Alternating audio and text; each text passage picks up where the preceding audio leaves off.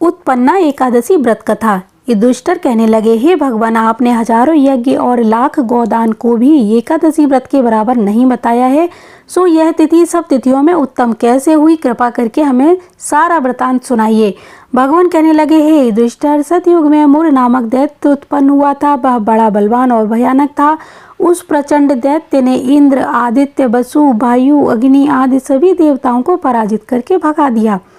तब इंद्र सहित सभी देवताओं ने भयभीत होकर भगवान शिव से सारा वृतांत कहा और बोले, हे कैलाशपति, मुर दैत्य से भयभीत होकर सब देवता मृत्यु लोक में मारे मारे फिर रहे हैं। तब भगवान शिव ने कहा, देवताओं, तीनों लोकों के स्वामी, भक्तों के दुखों का नाश करने वाले भगवान विष्णु की शरण में जाओ, वे ही तुम्हारे दुखों को दूर कर सकते हैं। शिव जी के ऐसे वचन सुनकर सभी देवता क्षीर सागर पहुँचे। वहाँ भगवान को शयन शैया पर देखकर हाथ जोड़कर उनकी स्तुति करने लगे। सारे देवताओं ने मिलकर स्तुति की कि हे देवताओं द्वारा स्तुति करने योग्य प्रभु, आपको बारंबार नमस्कार है। देवताओं की रक्षा करने वाले मधुसूदन, आपको बारंबार नमस्कार है। हमारी रक्षा करें। दैत्यों से भयभीत होकर हम सब अपनी जान बचाकर आपकी शरण में आए हैं।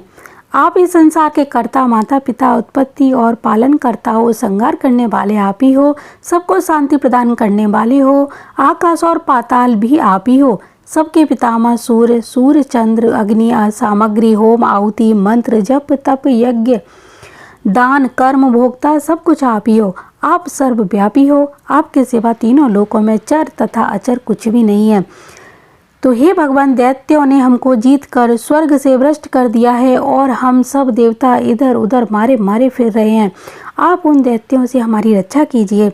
इंद्र के ऐसे वचन सुनकर भगवान विष्णु कहने लगे, हे इंद्र, ऐसा मायावी दैत्य कौन है जिसने सब देवताओं को जीत लिया है? उसका नाम बताओ।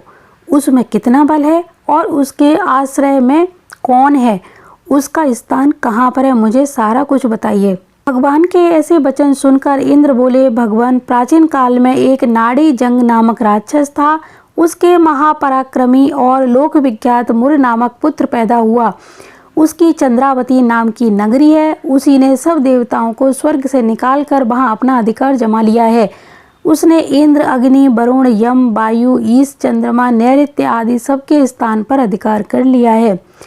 खुद ही सूर्य बनकर प्रकाश करता है, स्वयं ही मेघ बन जाता है और सबके साथ अजय बनता है।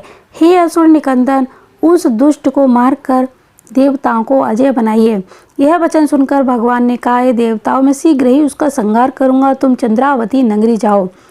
इस प्रकार कहकर भगवान सहित सभी देवताओं ने चंद्रावती नगरी की ओर प्रस्थान किया। उस समय जब मुर दैत्य सेना सहित युद्ध भूमि में गरज रहा था, उसकी भयानक गर्जना सुनकर सभी देवता भय के मारे चारों दिशाओं में भागने लगे।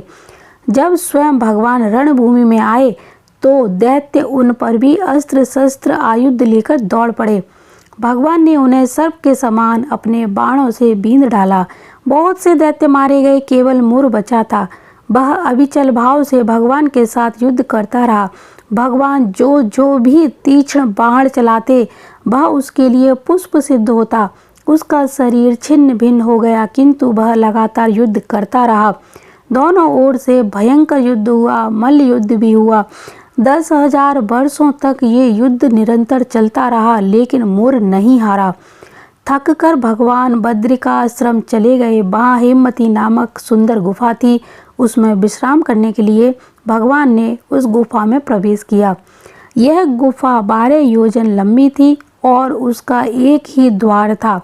विष्णु भगवान वहाँ योग निद्रा की गोद में सो गए। मुर भी पीछे पीछे आ गया। भगवान को सोया देखकर मारने के उद्देश्य से वह भगवान की ओर लपका। तभी भगवान के शरीर से उज्ज्वल कांतिमयी रूप वाली एक देवी प्रकट हुई।